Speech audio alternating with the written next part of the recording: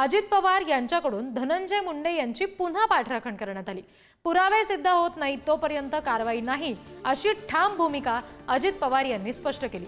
दोषी नसतील तर मुंडेंवर कारवाई होणार नाही असंही पवार म्हणाले आणि त्याच्यामुळे आता पुन्हा एकदा अजित पवारांनी धनंजय मुंडे यांची एक प्रकारे पाठराखण केल्याचंच बोललं जात आहे। अजित पवार यांनी पुन्हा एकदा मुंडेंविषयी स्पष्ट भूमिका सांगितलेली आहे। आरोप सिद्ध होत नाहीत तोपर्यंत कारवाई होणार नाही आणि जर आरोप सिद्धच झाले नाहीत तर धनंजय मुंडे यांच्यावर कारवाई केली जाणार नाही असं अगदी स्पष्टपणे अजित पवार यांनी सांगितलेलं आहे।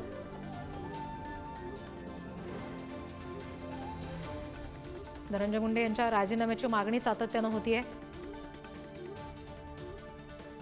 आणि त्या पार्श्वभूमीवर शिंदेच्या शिवसेनेच्या नेत्यांनी सुद्धा नाराजी व्यक्त केलेली आहे। याबाबतही चर्चा राजकीय वर्तुळात आहेत। अजित पवार यांनी याबाबत काही भूमिका घ्यावी अशी अपेक्षा आहे, मात्र तसं होत नसल्यामुळे किंवा अजित पवार सातत्याने मुंडेंची पाठराखण करत असल्यामुळे महायुतीमध्ये अर्थात शिंदेच्या गटामध्ये विशेषतः ही नाराजी दिसून येते। आणखी तपशील आपण घेणार आहोत। प्रतिनिधी सुशांत सावंत आपल्याशी जोडले गेलेत त्यांच्याकडून।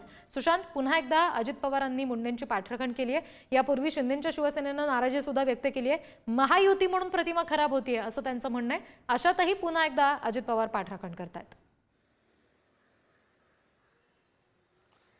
रिद्धी, आपण जर बघितलं असेल तर काल अजित पवार यांच्या देवगिरी या शासकीय निवासस्थानी जवळपास 1.5 तास धनंजय मुंडे आणि अजित पवार यांच्यामध्ये चर्चा झाली। आपण पाहिलं असेल तर धनंजय मुंडे यांच्यावर ज्या पद्धतीने आरोप होत आहेत ते आरोप बघता सरकारची प्रतिमा कुठेतरी डागाळत चालली अशी भूमिका एकनाथ शिंदेच्या शिवसेनेची आहे। मात्र दुसरीकडे अजित पवार धनंजय मुंडे यांची पाठराखण करताना पाहायला मिळत आहे। मागे देखील अजित पवार यांनी सांगितलं होतं धनंजय मुंडे यांच्यावर जे आहे ते नुसते आरोप होत आहेत, आरोप अजून सिद्ध झालेले नाहीत। जेव्हा आरोप सिद्ध होतील तेव्हा त्यांचा राजीनामा घेतला जाईल, मात्र नुसते आरोप होत असतील तर राजीनामा घेणं योग्य नाही असं देखील अजित पवार यांचं मत आहे। कालच्या बैठकीत देखील त्यांचं तेच म्हणणं होतं। त्यामुळे कुठेतरी एकीकडे चहूबाजूने धनंजय मुंडे यांना घेरलं जात असताना मग भाजपचे नेते सुरेश धस त्यांना घेरतायत, आरोप करतायत, अंजली दमानिया आरोप करतायत।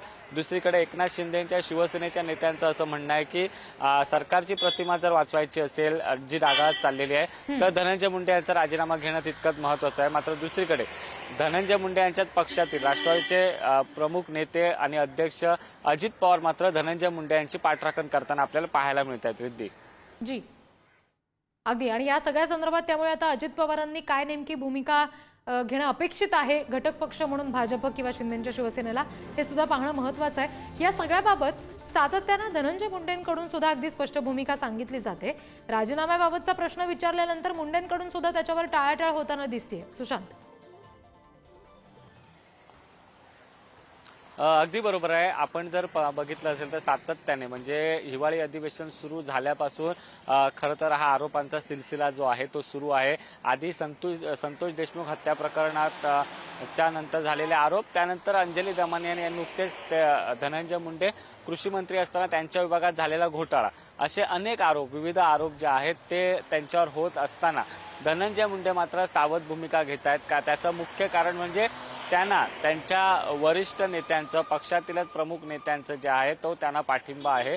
त्याचमुळे कुठेतरी धनंजय मुंडे देखील ज्यावेळी त्यांना राजीनाम्याबाबत विचारलं जातं त्यावेळी ते बोलणं टाळतात एकतर किंवा फारसं बोलत नाही आणि विशेषतः ते आपण बघितलं असेल तर माध्यमांसमोर येणं टाळतात। 1-2 वेळा ते माध्यमांसमोर आले, त्यांनी त्यांची बाजू मांडली, मात्र सातत्याने धनंजय मुंडे यांच्यावर टीका होते, त्यांच्या राजीनाम्याची मागणी होते। अंजली दमानिया यांनी सांगितलं होतं, खरं तर त्यांनी मुख्यमंत्री देवेंद्र फडणवीस यांची देखील भेट घेतली होती। सुरेश धस आणि संतोष देशमुख कुटुंबियांनी देखील देवेंद्र फडणवीस यांची भेट घेतली होती। सातत्याने धनंजय मुंडे वादाच्या भोवऱ्यात सापडलेले असताना पक्षाचे नेते अजित पवार त्यांना पाठीशी का घालतात हा खरा प्रश्न या निमित्ताने निर्माण झालेला आहे। अगदी धन्यवाद सुशांत दिलेल्या सगळ्या तपशिलांसाठी।